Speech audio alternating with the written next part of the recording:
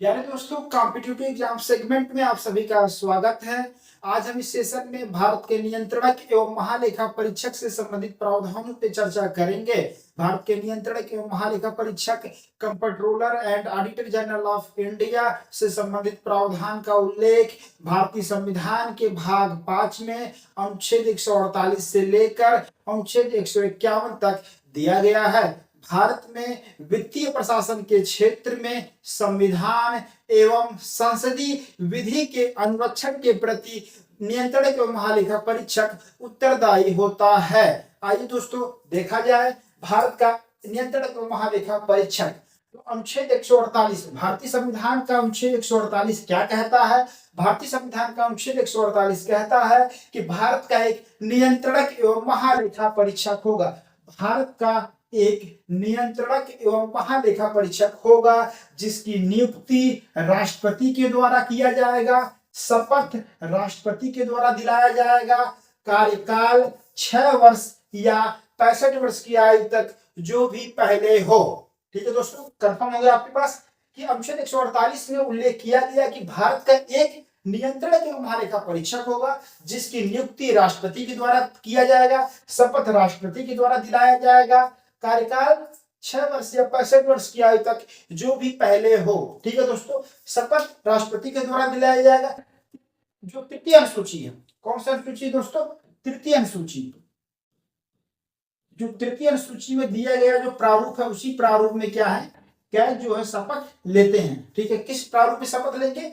जो third schedule है उसमें जो प्रारूप दिया गया उसी प्रारूप में क्या है, कैग के द्वारा जो है शपथ लिया जाता है। ठीक है, कौन दिलाता है? राष्ट्रपति दिलाते हैं। नियुक्ति कौन करता है? राष्ट्रपति करते हैं। कार्यकाल क्या है? 6 वर्ष या 65 वर्ष की आयु तक जो भी पहले हो। ठीक है दोस्तों, चला जाए नेक्स्ट स्लाइड पे। देखिए दोस्तों, तो संसद के द्वारा देखेंगे दोस्तों नियंत्रक महालेखा परीक्षक एक्ट 1971 पारित किया जाता है। ठीक है, तो संसद के द्वारा जो 1971 में 1971 में एक एक्ट लाया जाता है, कैग एक्ट। ठीक है दोस्तों, कैग एक्ट लाया गया और इसमें जो है क्या प्रोविजन किया गया, तो जो महालेखा परीक्षक से संबंधित जो कर्तव्य शक्तियां एवं सेवा शर्तें किससे संबंधित जो प्रावधान तो उसको स्पष्ट कर दिया जाता है और भी जो बातें थी उस लिख दी जाती है। ठीक है, तो देखेंगे संसद ने महालेखा परीक्षक कर्तव्य शक्तियां एवं सेवा शर्तें अधिनियम 1971 को पारित करते हैं और उसी वर्ष जो 1971 में ही वह अधिनियम जो है वह लागू हो जाता है। ठीक है दोस्तों, ये चीजें फिर देखेंगे 1976 में इस अधिनियम में संशोधन प्रस्तुत किया जाता है। संशोधन क्या किया जाता है, तो इस अधिनियम में संशोधन हुआ 1976 में संशोधन करके केंद्र सरकार के लेखा परीक्षा से लेखा संबंधित कार्य को जो है अलग कर दिया गया। क्या मतलब हुआ दोस्तों, तो अब भारत सरकार से जो संबंधित विभाग हैं, मंत्रालय हैं, वे लेखांकन का कार्य स्वयं करेंगे। अब कैग जो है भारत सरकार के जो विभाग है, मंत्रालय हैं, जो सार्वजनिक सेक्टर की जो कंपनियां हैं और जो संस्थाएं हैं उनसे उनका केवल अंकेक्षक करेगा। अंकेक्षक ऑडिट करने का कार्य केवल कैग करेगा और जो लेखांकन का कार्य संबंधित विभाग के मंत्रालय स्वयं करेंगे। लेकिन राज्य सरकारों के जो विभाग मंत्रालय हैं, जो उनके द्वारा कंट्रोल्ड कंपनियां हैं, उनके लेखांकन का और ऑडिट, लेखांकन और अंकेक्षक दोनों कार्य कैग के द्वारा ही किए जाएंगे। ठीक है, ये चीजें तो देखेंगे इसमें क्या परिवर्तन किया गया। एक ही परिवर्तन होता है कि इस अधिनियम में 1976 में संशोधन करके केंद्र सरकार की लेखा से संबंधित कार्य को अलग कर दिया जाता है। अब जो लेखांकन का कार्य है दोस्तों, जो अकाउंटिंग का कार्य है, जो भारत सरकार के जो अकाउंटिंग का कार्य है वो संबंधित विभाग और मंत्रालय और संस्थाएं स्वयं करेंगी। तो लेखांकन जो है वो भारत सरकार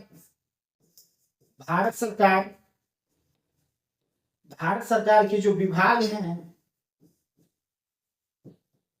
भारत सरकार के विभाग मंत्रालय स्वयं करेंगे। ठीक है, स्वयं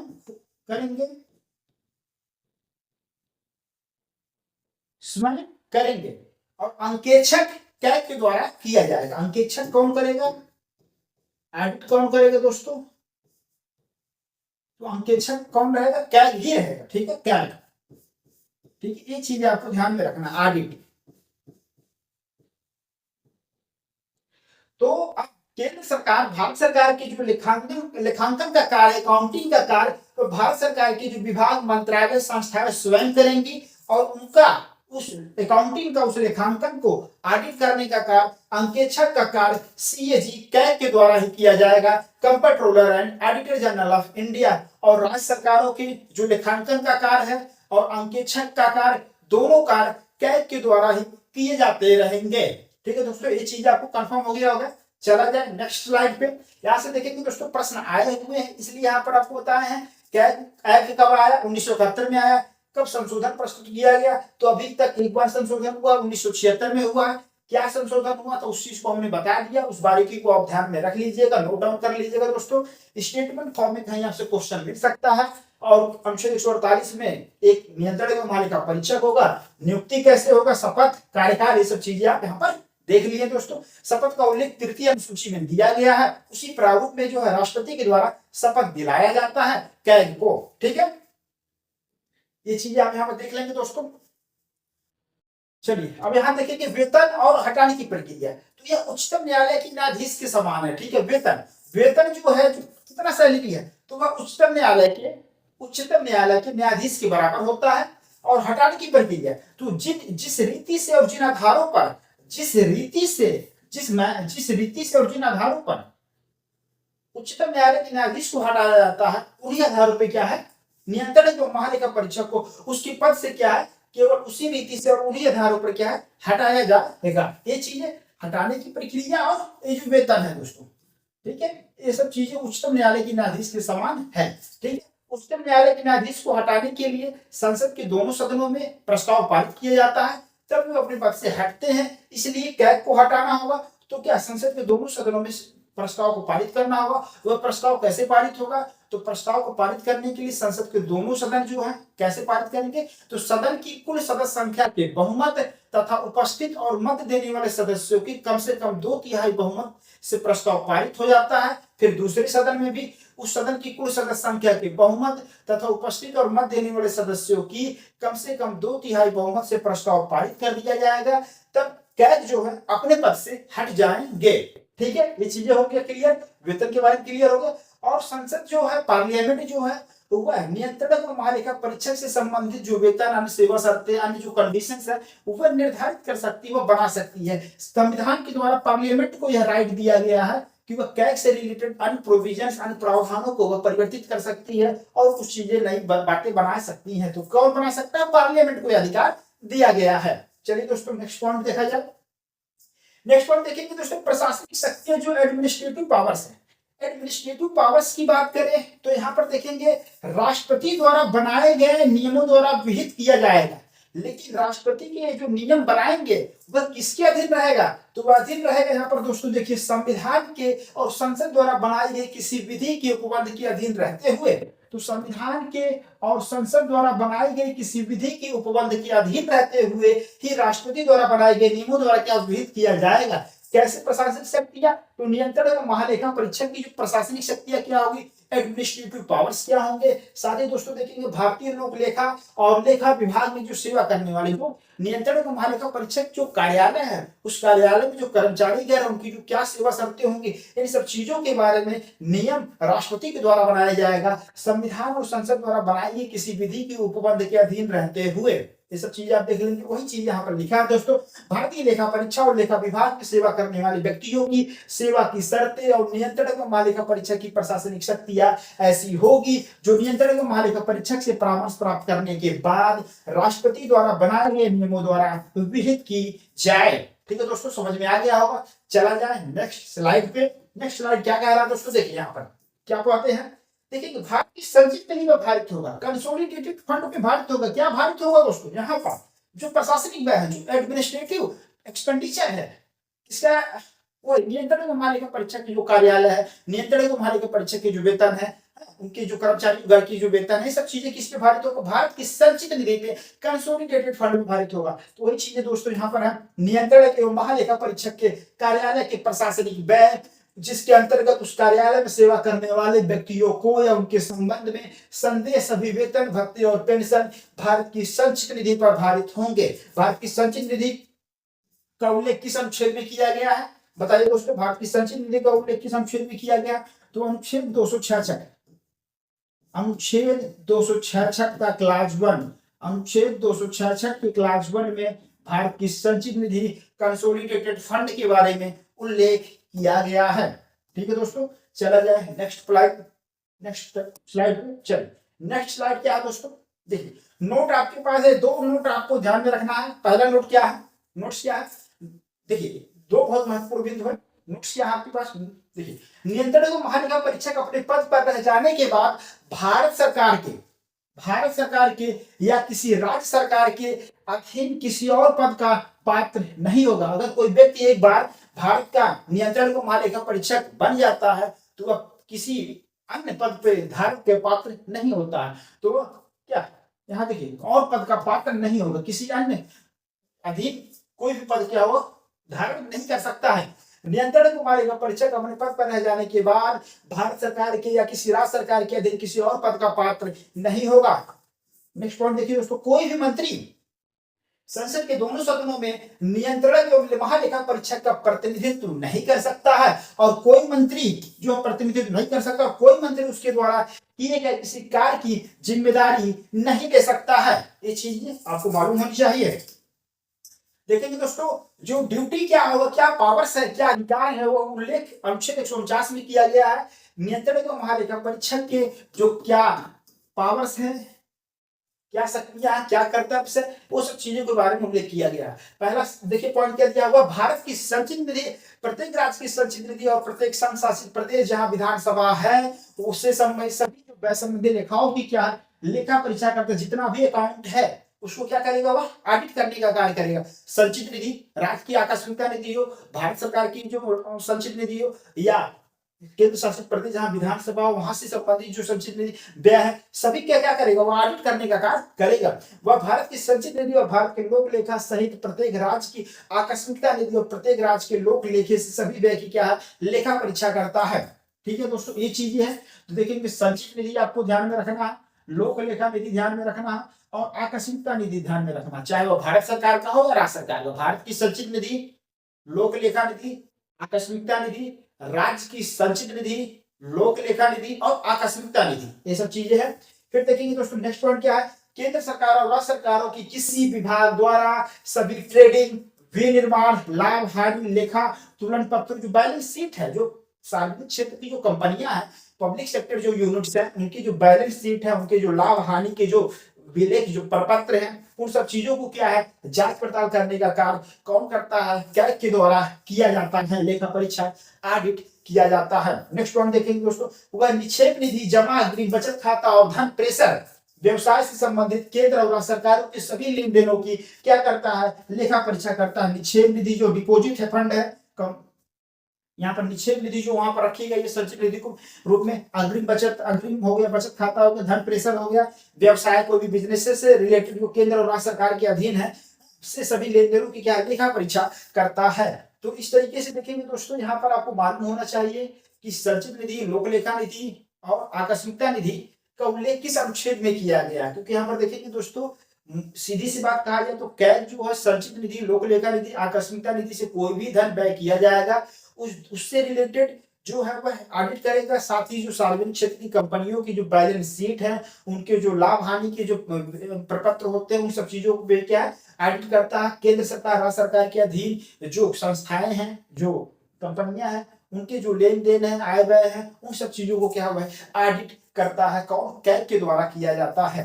तो यहाँ देख लेंगे दोस्तों कि संचित निधि का उल्लेख कहां पर किया गया, भारत की संचित निधि, बताइए दोस्तों, भारत की संचित निधि, भारत की संचित निधि का उल्लेख कहां पर है,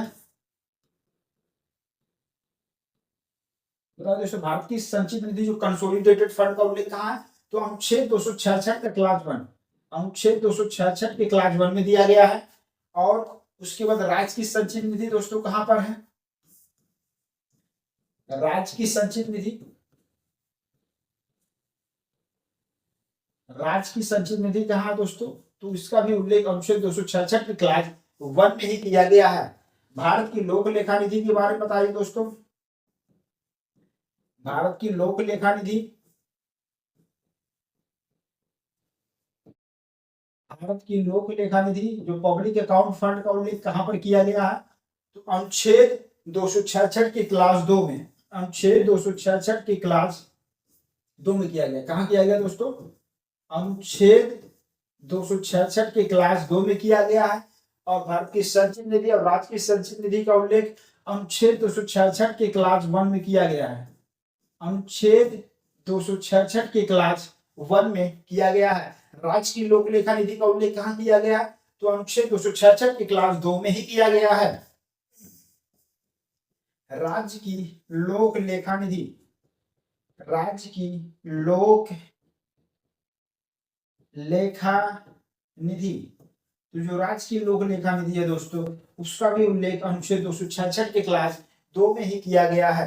अब क्या बचता है दोस्तों? आकस्मिकता निधि देख लिया जाए। आकस्मिकता निधि देख लिया जाए दोस्तों। आकस्मिकता निधि बताइए दोस्तों किसमें है आकस्मिकता निधि? किसका आकस्मिकता निधि? भारत का।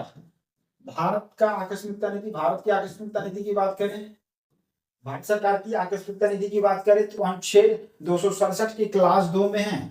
क्लास 2 में किसका है दोस्तों? राज्य की आकस्मिकता निधि है। ठीक है, इसीलिए आपको यहाँ नोट करा रहे हैं, कंफ्यूज आप मत होइए। भारत की जो आकस्मिकता निधि का उल्लेख अनुच्छेद 267 के क्लास 1 में है। अनुच्छेद 267, अनुच्छेद 267 के क्लास 1 में है। और राज्य की आकस्मिकता निधि बताइए दोस्तों, राज्य की आकस्मिकता निधि, राज्य की आकस्मिकता निधि का कहां पर उल्लेख है? तो राज्य की आकस्मिकता निधि का कहां पर उल्लेख है दोस्तों? बताइए। अनुच्छेद 267 की क्लास 2 में है। अनुच्छेद 267, अनुच्छेद 267 की क्लास 2 में है। ठीक है दोस्तों, ये चीज आप देख लिए होंगे। देखिए, तो भारत की जो आकस्मिकता निधि की बात करें दोस्तों, तो वह अनुच्छेद 267 की क्लास 1 में है। राज्य की आकस्मिकता निधि की बात करें तो अनुच्छेद 267 की क्लास 2 में है। भारत की आकस्मिकता निधि का बात करें तो अनुच्छेद 267 की क्लास 1 में है। कंटिजेंसी फंड, क्या दोस्तों? कंटिजेंसी फंड, कंटिजेंसी फंड आकस्मिकता निधि हो गया। ठीक है दोस्तों, चलिए नेक्स्ट देखा जाए। यहां पर देखिए, संचित निधि, consolidated fund, consolidated fund, consolidated fund. ठीक है दोस्तों, और यहां पर देखेंगे जो लोक लेखा निधि है, public account fund, public account fund,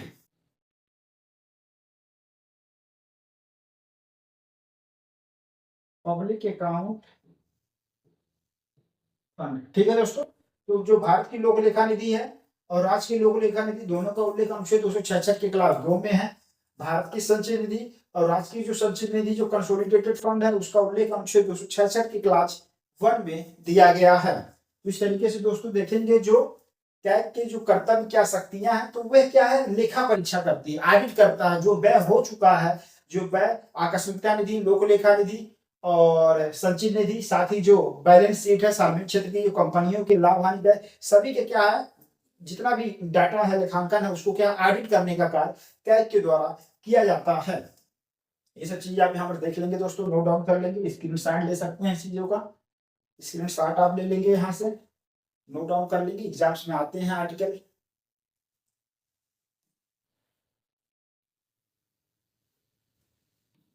अब दोस्तों देखा जाए यहाँ पर और जो अन्य बातें हैं उसको भी देख लिया जाए।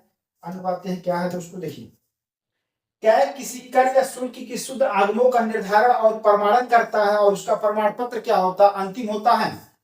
क्या लोक लेखा समिति के गाइड मित्र और मार्गदर्शक के रूप में कार्य करता है। अब बताइए दोस्तों, लोक लेखा समिति में कितने मेंबर होते हैं? बताइए। तो लोक लेखा समिति में 22 सदस्य होते हैं। कितने सदस्य होते हैं दोस्तों? 22 सदस्य होते हैं। और 22 में 15 सदस्य लोकसभा से आते हैं और 7 सदस्य राज्यसभा से होते हैं। ठीक है, 15 + 7 का पैटर्न होता है। ठीक है दोस्तों, क्या है कि कोई निर्धारित करना होता है कि विधिक रूप में जिस प्रयोजन हेतु, विधिक रूप में जिस प्रयोजन हेतु धन संचित किया गया था, वह उसी प्रयोजन या सेवा हेतु प्रयुक्त या प्रभावित किया गया है, और क्या वह व्यय जो हुआ, एक्सपेंडिचर जो हुआ है, इस हेतु जो प्राधिकार के अनुरूप है कि नहीं। कोई भी धन जो है संचित निधि से तभी निकाला जा सकता है जब वो उसके लिए बिल लाया जाए विनियोग विधेयक के माध्यम से।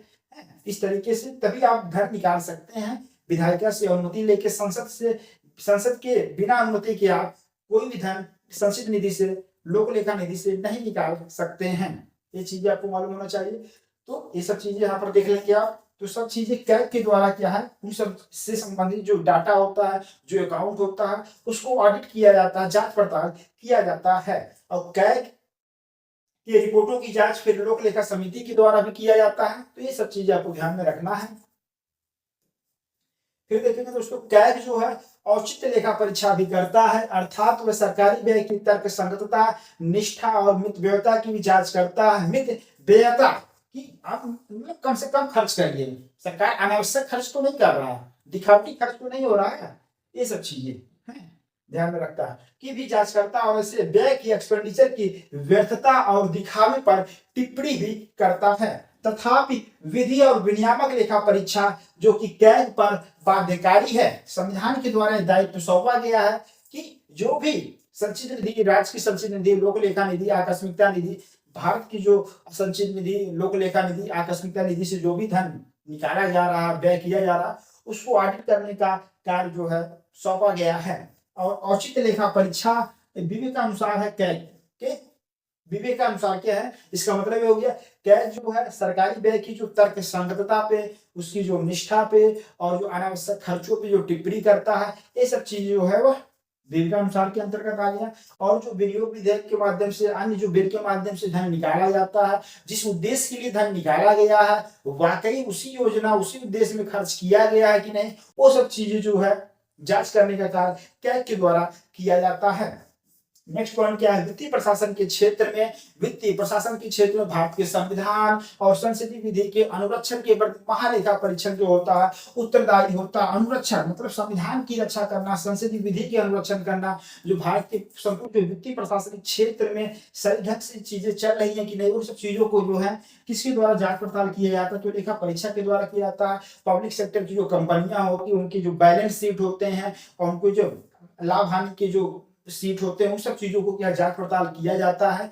इस प्रकार से देखेंगे भारत की जो वित्तीय स्वास्थ्य, जो फाइनेंशियल हेल्थ है, उसको जो है सही ढंग से कार्य कर सके, उन सब चीजों पे जो है जब ऑडिट सही ढंग से किया जाएगा, अंकेक्षक जो सही ढंग से किया जाएगा, तो ये सब चीजें जो है उत्तरदायी व्यक्ति को जो है, मान लीजिए जो जवाबदेह है, जवाबदेही भी तय किया जाता है कैग के द्वारा। ये सब चीजें हैं, ठीक है। तो ये आपके देखेंगे वित्तीय प्रशासन के क्षेत्र में भारत के संविधान एवं संसदीय विधि के अनुरक्षण के प्रति महालेखा परीक्षक जो होता है उत्तरदायी होता है, वह ऑडिट करता है और उस संबंधित जो है टिप्पणी भी करता है उस पे जो है। और संसद में जो है, फिर विधानमंडल में उस पे क्या है, टिप्पणी भी होता है, विचार विमर्श होता है, वाद विवाद भी होता है सत्ता पक्ष और विपक्ष के द्वारा। ये सब चीजें हैं, ठीक है दोस्तों। चला जाए नेक्स्ट पॉइंट पे। नेक्स्ट पॉइंट क्या है दोस्तों, महालेखा परीक्षक जो होता है संसद का एजेंट होता है और उसी के माध्यम से खर्चों का क्या लेखा परीक्षण करता है। कैग केवल संसद के प्रति उत्तरदायी होता है। संसद के दोनों सदनों में पारित विधेयक के माध्यम से कैग को उसके पद से हटाया जा सकता है। व्यवहार में कैग की भूमिका व्यय एक्सपेंडिचर हो जाने के बाद लेखा परीक्षा करना है। जब एक्सपेंडिचर हो जाता है तो उस एक्सपेंडिचर को ऑडिट करने का कार्य कैग के द्वारा किया जाता है। और लेकिन संविधान में अगर बात किया जाए दोस्तों, तो संविधान में क्या भावना व्यक्त की गई है, भारत के संविधान में कैग की परिकल्पना किस रूप में की गई है। तो भारत के संविधान में अगर हम कैग की परिकल्पना बात करें, उसके जो मर्म है, भाव की बात करें, तो यहाँ पर है कि नियंत्रणक सहित महालेखा परीक्षक के रूप में की गई है। तो इस प्रकार से देखेंगे दोस्तों, कैग को और भी शक्तियां देने की जरूरत है, जिससे कि वह एक्सपेंडिचर से पहले भी कुछ उसके पास पावर्स हो कि वह जो है धन सही उद्देश्यों में ही खर्च हो। इन सब चीजों पे भी वो कुछ अपना दिशा निर्देश जारी कर पाए। लेकिन व्यवहार में अगर हमको देखा जाए तो वह कैग की भूमिका क्या है, एक्सपेंडिचर होने के बाद, व्यय होने के बाद केवल लेखा परीक्षा ऑडिट करना है, ठीक है दोस्तों, ऑडिट अंकेक्षक करना है, ठीक है दोस्तों। चला जाए नेक्स्ट पॉइंट पे। नेक्स्ट पॉइंट क्या है दोस्तों, देखेंगे प्रारूप। जो लेखाओं का प्रारूप, जो लेखांकन किया जा रहा है दोस्तों, उस लेखांकन का किस फॉर्मेट होगा, कौन सा फॉर्मेट होगा, लेखांकन की फॉर्मेट, लेखांकन जो प्रारूप है उसका निर्धारण राष्ट्रपति के द्वारा नियंत्रण एवं महालेखा परीक्षक की सलाह पर किया जाता है। तो संघ के और राज्यों के लेखाओं को ऐसे प्रारूप में रखा जाएगा जो राष्ट्रपति भारत के नियंत्रक एवं महालेखा परीक्षक की सलाह पर विहित करे। तो राष्ट्रपति के द्वारा फाइनल किया जाता है कि अकाउंटिंग का फॉर्मेट क्या होगा, और उस अकाउंटिंग के फॉर्मेट को फाइनल नियंत्रण एवं महालेखा परीक्षक की सलाह पर किया जाता है। इसका उल्लेख भारतीय संविधान के अनुच्छेद 150 में किया गया है। यह अनुच्छेद दोस्तों आपको डायरेक्टली परीक्षा में आता है, आया भी है कि लेखाओं का, जो लेखांकन का प्रारूप का उल्लेख है, संघ और राज्यों के लेखांकन का प्रारूप किस फॉर्मेट में होगा, अकाउंटिंग का फॉर्मेट क्या होगा, वह किस अनुच्छेद में जिक्र किया गया है। तो अनुच्छेद 150 में जिक्र किया गया, राष्ट्रपति के द्वारा उसको फाइनल किया जाता है नियंत्रण एवं महालेखा परीक्षक के सलाह पर। तो इस चीज आपको ध्यान में रखना है। फिर नेक्स्ट पॉइंट क्या है दोस्तों, अनुच्छेद 151 क्या कहता है दोस्तों, अनुच्छेद 151 कहता है कि भारत के नियंत्रण एवं महालेखा परीक्षक के संघ के लेखाओं संबंधित प्रतिवेदन को राष्ट्रपति के समक्ष प्रस्तुत करेंगे और राज्य के लेखाओं से संबंधित प्रतिवेदन को राज्यपाल के समक्ष प्रस्तुत करेंगे। राज्यपाल संबंधित विधानमंडल के, विधानसभा और विधान परिषद के सदन के समक्ष रखवाएंगे, और राष्ट्रपति जो संसद के जो पटल पर रखवाएंगे, लोकसभा और राज्यसभा के सदनों में क्या उसको रखवाते हैं, सत्ता पक्ष और विपक्ष के द्वारा के रिपोर्ट पे जो है चर्चा विचार विमर्श किया जाता है। तो यहाँ पर देखेंगे दोस्तों, जो संघ के लेखाओं संबंधी, संघ मतलब भारत सरकार के लेखाओं संबंधी प्रतिवेदन को राष्ट्रपति के समक्ष प्रस्तुत किया जाएगा। राष्ट्रपति उसको संसद के प्रत्येक सदन के समक्ष रखवाएंगे, संसद के प्रत्येक सदन के समक्ष रखवाएंगे, लोकसभा में और राज्यसभा में जो इस पे विचार विमर्श होता है। ठीक है दोस्तों, लोकसभा और राज्यसभा में राष्ट्रपति के द्वारा जो इसको रखवाया जाता है। फिर यहाँ पर देखेंगे जो राज्य के लेखाओं संबंधी, जो राज्य सरकार से रिलेटेड, जो राज्य के स्टेट से जो रिलेटेड ऑडिट रिपोर्ट होता है, उसको जो है प्रतिवेदन को उस राज्य के राज्यपाल के समक्ष प्रस्तुत किया जाएगा। उस राज्य के राज्यपाल के समक्ष क्या है, प्रस्तुत किया जाएगा, जो उनको राज्य के विधानमंडल, जो स्टेट लेजिस्लेचर है, उसके समक्ष रखवाते हैं। और विधानसभा और विधान परिषद दोनों ही सदनों में जो है इस पर ऑडिट रिपोर्ट में क्या है, विचार विमर्श होता है। और विधान परिषद, लेजिस्लेटिव असेंबली और लेजिस्लेटिव काउंसिल, ठीक है, ये चीजें हैं आपको, लेजिस्लेटिव असेंबली होगा और लेजिस्लेटिव काउंसिल। तो दोनों सदनों, विधानसभा विधान परिषद दोनों सदनों में कैग के जो रिपोर्ट होते हैं उस पर क्या है, विचार विमर्श होता है। तो इस तरीके से देखेंगे दोस्तों, कैग से संबंधित जो प्रावधान